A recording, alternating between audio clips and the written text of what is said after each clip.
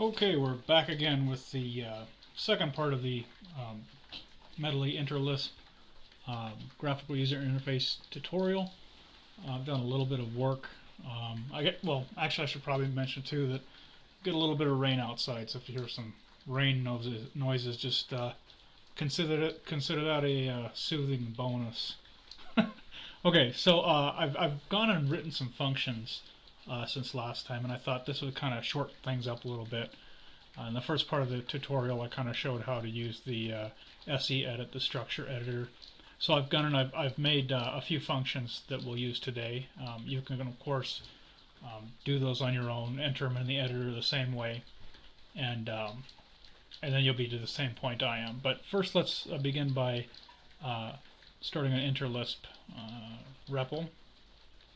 And I guess one thing too I didn't point out last time, and actually it probably slipped my mind, is you can sometimes grab, not all windows, but some windows let you grab them by the top, and you don't need to right click and select move. You can just drag some of them. Not all of them, but a few of them do that. So that's one handy thing.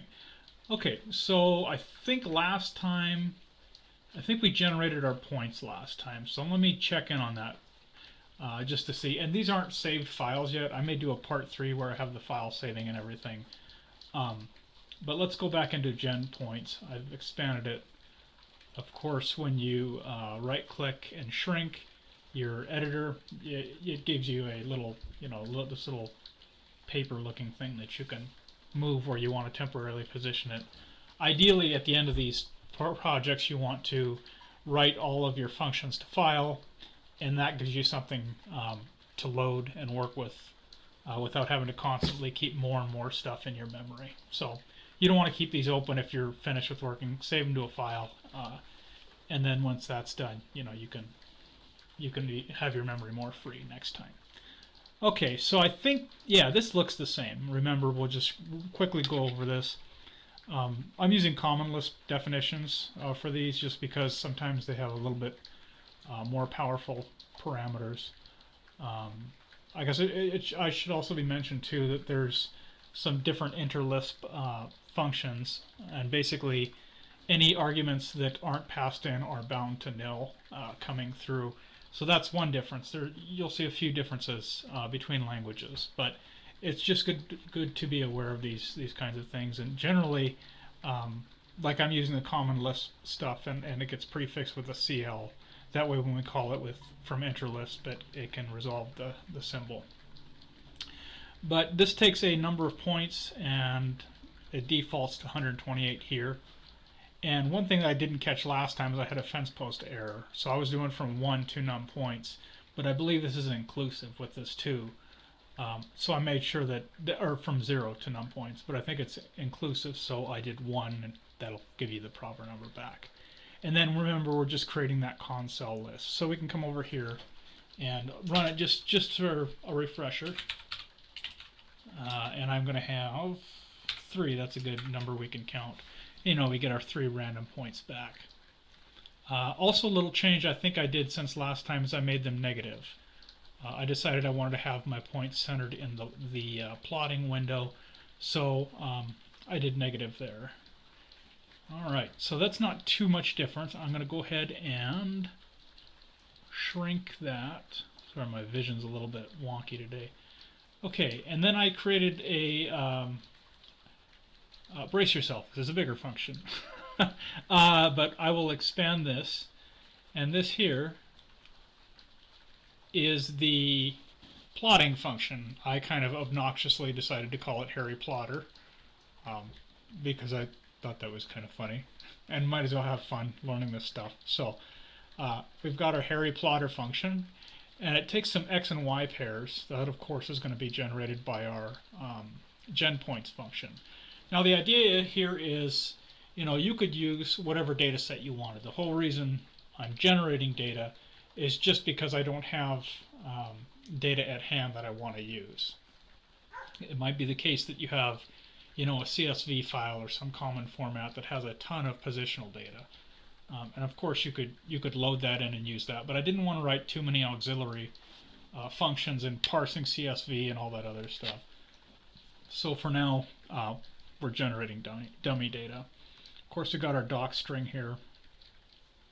Okay, and then basically I create temporary bindings here. Let's step through this. What I first do is I go back to our create window function, or create W. I give it a region, you know, the standard stuff that we come in from here. I give it a title, and then I temporarily bind it to W here, and that kind of keeps track of it as we go through a lexical binding there. And then I have basically the display stream for the window, and you can look at display streams in the IRM manual. Of course, if you don't have it on your desk, you can always right-click and go to D-info and bring that up. So anyway, we've temporarily bound a reference to that. We've gotten the window property. I think I went over that last time. But in order to get something from a window, you need to give it a window and the quoted property that you would like. Okay, and then I create a binding called attribs, which is the clipping region of a window, which by default is that inner area. You know, if we look at a window, for example, or, well, let's just look at this window here. You know, we have this inner area here, and we also have like the whole area of the window. But when we're writing a program just to work with the inside of it, it's good to only consider the inside of it. And that uses the clipping rectangle, which by default is the area here on the inside. Otherwise, you're going to get values that are going to be polluted a little bit. Like when you get height, you're going to get, you know, the total height, the total width. And that's really not what you want. So we had to create a temporary binding to just the image stream in the window itself. Okay, and the attributes basically get this function, which is the DSP, the display, I believe is what it's called, of the clipping region, like I mentioned, with nil and W with a window. That's going to give you the inner dimensions. You're going to get a region back, and I think we talked about regions, but regions are defined by X, Y, width, and height generally. So, and actually you can see up here we have an instance of creating a window, region for the window. All right, then I create another two temporary values inside width and height. Of course, since the region is a record, we have to use kind of record semantics to get at that. And of course, fetch then the property you want, and they have this of there, and attribs, of course, is the rectangle we're looking at. So those are pretty self-explanatory. Now with records, there is a with functionality where you can specify with a record, and then its attributes become natural for use later on. But for the sake of this, I just use two quick short little accessors here and here, so I'm not having to, you know, wrap this in yet another S expression. And then because we want to consider the center of the window, you know, it's a simple manipulation there where I take the inside width and height and just half them. Of course, that, you know, gives me the halfway point, which is where the crosshairs are going to cross, I suppose. Or the axes, I guess, if you want to be mathematically minded. Okay, so then we have the draw line commands, and I may have shown you this, I may have not. Actually, I don't think I did. But there's an entire series of drawing functions that work on display streams. So for draw line, you're going to get an X, Y, and then you're going to get X2, Y2. I believe, you know, there's a lot. Let me look these up. Tell you what, when in doubt, IRM out, right? That makes sense. So what I'm going to look up here is I'm going to go to lookup, which is the entire manual. Find is just per page. I think there was some question about that last time, but I was corrected on that, and that's good because now I can use this more betterly. I can use this better. Okay, so I'm going to use lookup, and we want draw line, right? And of course it populates through here and gives us the draw line. So This is another window you can drag. You don't need to right click, by the way. Let's compare. So we just got past the X2. So that's, oh, the width, right. Okay, so this is a 1 pixel width, right? These are raster things. And then the drawing function is invert. I basically want it to, these really should come after the loop, but that's fine. The idea is they invert when they're drawn the pixels underneath them, so they turn black, white, and white, black. DSP, of course, is our display stream for the window. One here is color. Now, I think Medley only has black or white. I know there's some mention of color in some of these Interlisp D systems. Maybe there is a color option that just hasn't been implemented yet. It would be nice someday, but for right now we can just claim it's a low visual noise environment, right? It's for focusing. You can use that excuse, and to the effect it is kind of true. So we've got our line width here, and then this is an interesting parameter here. Or no, that's not line width, that is the color, sorry. And then we have our dash kind of parameters. And this is kind of an interesting thing because it is like the number of on pixels in a row, the number of off pixels in a row, and then the space that follows them. I think that's what it is. Let me see. They're calling it dashing. It's rather dashing. Okay. Yeah, it's a list of primitive integers that determines the dashing characteristics of the line. Okay. Yeah. Is not drawn from the number. Yeah.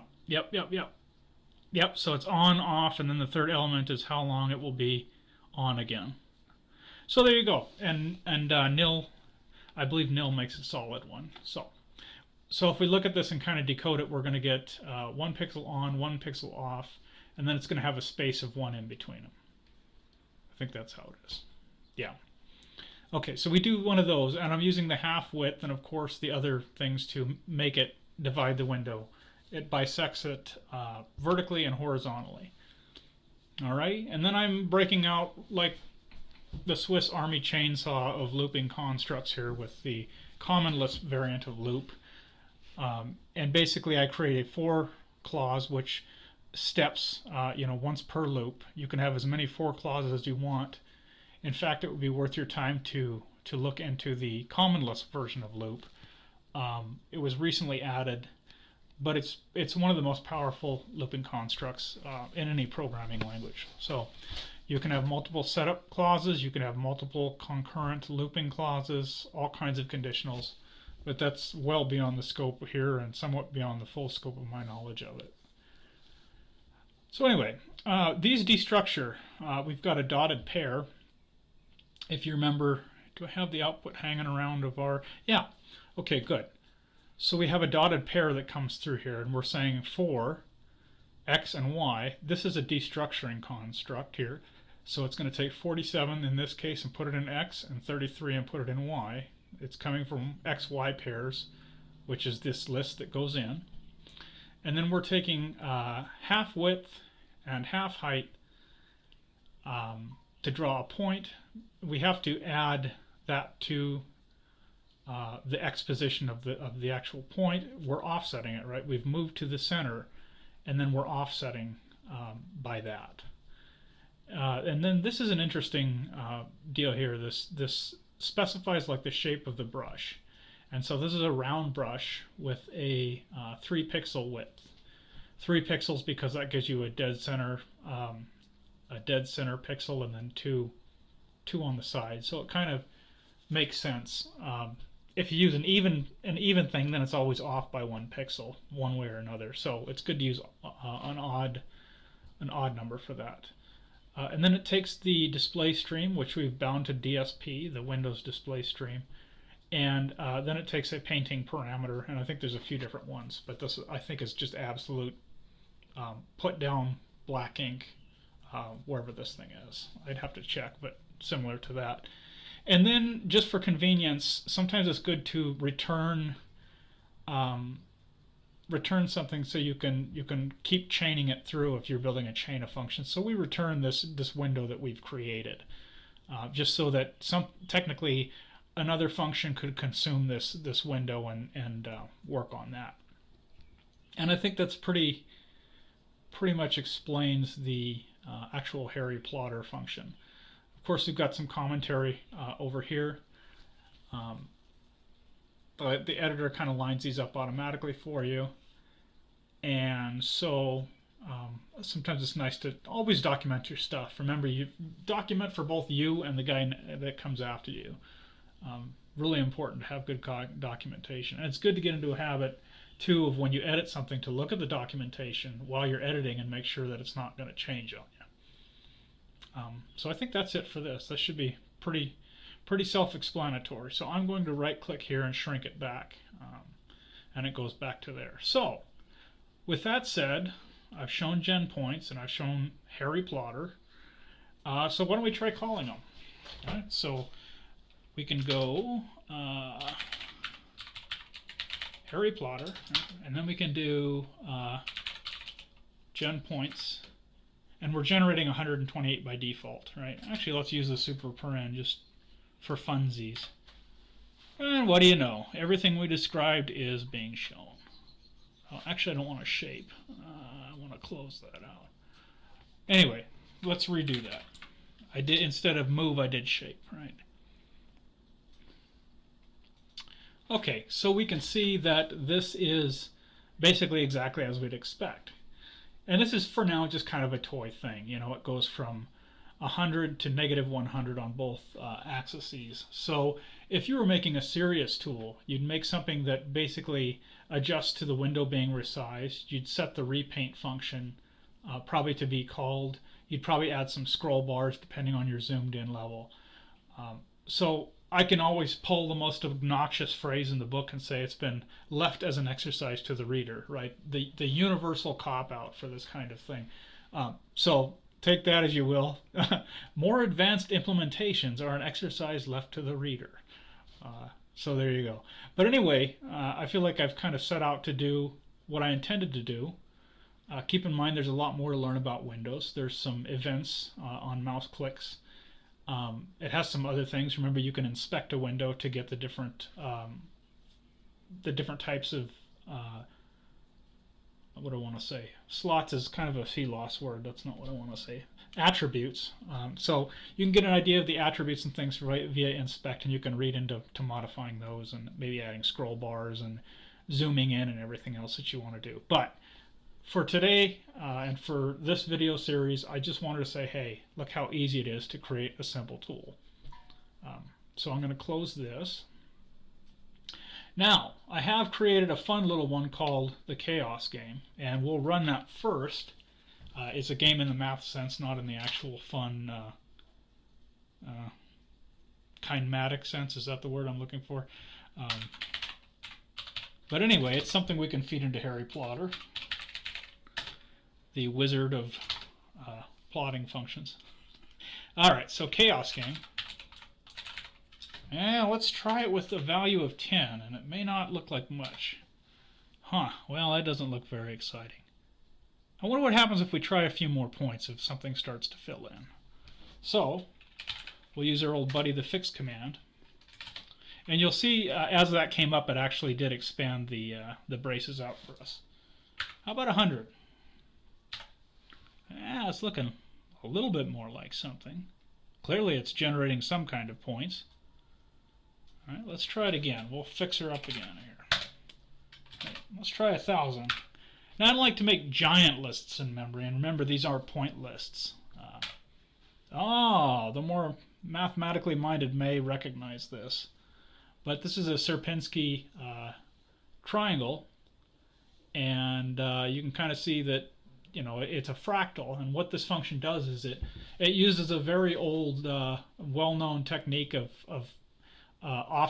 picking points and offsetting points, and then dividing up the picture, and these tend to kind of magically land along the points of a Sierpinski triangle. So, very interesting, cool little thing. It doesn't take a lot to do. Let me close this. So now we can expand this. Where did I put the Chaos Game? Expand. And you can see it's not a lot of code. You can kind of review this at your own leisure, but essentially you pick 3 starting vertices in that window, and then there's an iterative construct that basically selects random vertices and has like a hop distance to move along them. So it's kind of a cool little thing. I'm using, I guess one thing I should point out too, like there's different notions. I think I don't know if random is taken by Medley. I think it might just be rand, but if something doesn't recognize a symbol and you're in the common Lisp world, try prefixing it by CL, because a lot of times that'll resolve something if you're using a common Lisp. I actually wrote this in another little, I was using this in Emacs on my Linux computer, and so I wrote this in advance, and so it was all common Lisp. And then I decided, well, what I want to do is get it in here, just because I had my Emacs thing handy and I was away from my Interlisp environment. So I did have to convert some things. I think nth might be different. I'd have to check, but I think nth might reverse the order of container and element number between the two. Well, we can look it up. Okay, let's go. Oh, where did my dinfo manual go? Anyway, let's look it up.